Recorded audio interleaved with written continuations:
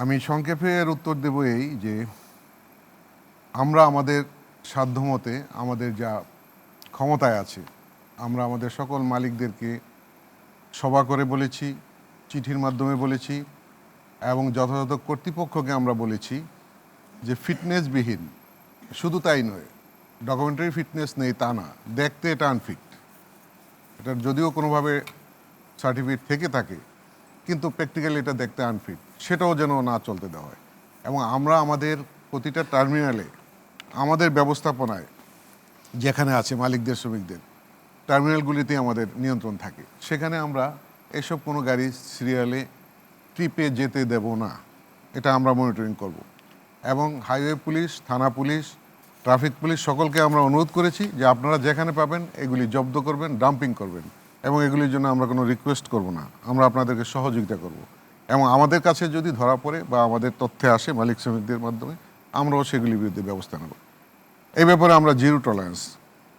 দ্বিতীয়ত, ভাড়ার কথা যেটা আসলো, প্রকৃতপক্ষে এখানে কিছু আপনার ভুল বুঝাবুঝিও আছে। যেমন আমাদের সারা বছরই গাড়ি ভাড়া আমরা কিন্তু প্রতিটা রুটেই কিছু কিছু ছাড় দিয়ে আমরা ব্যবসায়িক সুবিধার্থে আমরা নিয়ে থাকি।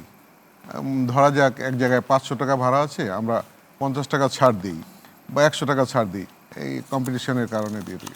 ঈদের সময় আসলে আমাদের গাড়িটা ওয়ান ওয়ে হয়ে যায়, ট্রিপ যদি 100% অকুপেন্সি এখান থেকে যায়, আসার পথে কিন্তু জিরো আসে।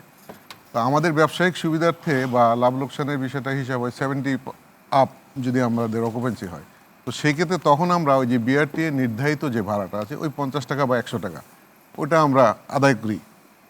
তারপরও আমাদের কিন্তু লোকসান হয়। একটা বদ্ধ ধারণা যে ঈদের সময় প্রচুর লাভ হয়, আসলে তা না।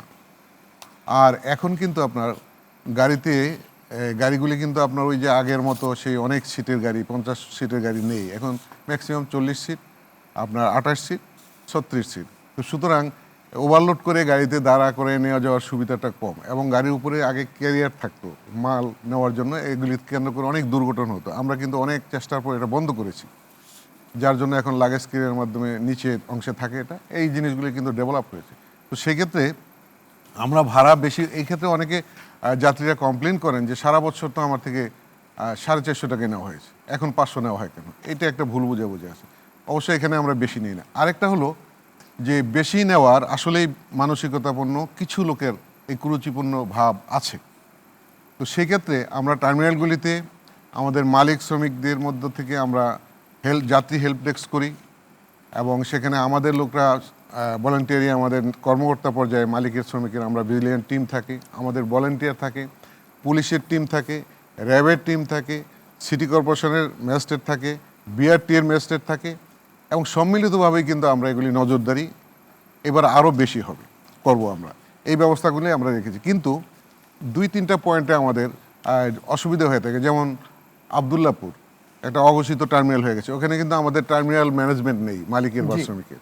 তো সেখানে একটা সময় শেষ দিকে 1-2 দিনে গিয়ে বাঁধ ভাঙ্গা জোয়ারের মতো কিন্তু মানুষ নেমে যায়, সব ছুটি যখন হয়। আসলে ওই সময়টায় যাত্রীরাও, এটা আমাদের ট্রেডিশন অবশ্য, একসাথে এত লোক যাওয়া, এই যে তখন আমাদের এই পরিমাণ গাড়ি থাকে। বলছিলাম যে ভাড়া বৃদ্ধির বিষয়টা আমরা টার্মিনাল ভিত্তিক যেখান থেকে যাত্রীরা যাতায়াত শুরু করবেন এই জায়গাগুলিতে ব্যাপক পরিকল্পনা এবং আমাদের ব্যবস্থাপনা আছে সম্মিলিতভাবে, প্রশাসন এবং আমাদের মালিক শ্রমিক এবং মিডিয়ার সহকার সবাই। কিন্তু আমরা এবার আরও বাড়তি, গত অভিজ্ঞতা থেকে আমরা এবার আরও বাড়তি সতর্কতা নিচ্ছি। যেমন এইদিকে আপনার আবদুল্লাপুর, বাইপাল, চন্দ্রা, এইদিকে আপনার যাত্রাবাড়ি আপ টু আপনার এই ধুলাইপাড়, ওখানে অঘোষিতভাবে টার্মিনালের মতো হয়ে গেছে। তো সেখানে ওই শেষ 2-3 দিনের মধ্যে যখন বাঁধ ভাঙ্গা জোয়ারের মতো মানুষ সব দিক থেকে একত্রে ছুটেন, তখন কিন্তু আসলেই গাড়ি যদি সঠিকভাবে ট্রিপ করতে না পারে, যানজট যদি কোথাও লেগে থাকে, এই সময় কিন্তু কারো নিয়ন্ত্রণ করা কঠিন হয়ে যায়। যাত্রীরা শুধু চাচ্ছেন সে যা পায় তাতেই উঠে চলে যাবেন। আর সেক্ষেত্রে কোনো আনফিট গাড়িতেও যদি যাত্রী বোঝাই হয়ে বসে থাকে, প্রশাসনের পক্ষে বা কারো পক্ষে তাদেরকে বিরত করা কঠিন, কারণ তারাই প্রতিমুখ হয়ে যায় যে আমরা যাব, আপনাদের কি।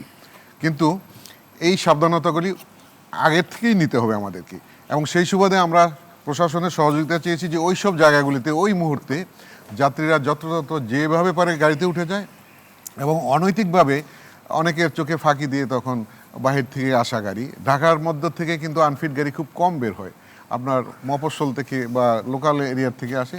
তো সেগুলি আমরা এবার সাবধানতা নিয়েছি, প্রশাসনকে বলেছি, আমাদের লোকাল সকল ইউনিটকে আমরা ওয়ার্ন করেছি যে আসতে তোমরা দিবে না, সেখানে চেক করবে, এবং প্রশাসনকে হাইওয়েকেও আমরা বলেছি যে ওখানেই ওইগুলিকে আটকে দিবে যাতে তারা এসে ট্রিপ করতে না পারে, এর আগেই যাতে জব্দ হয়ে যায়। তো এই সমস্ত সাবধানতাগুলি আমরা নিয়েছি।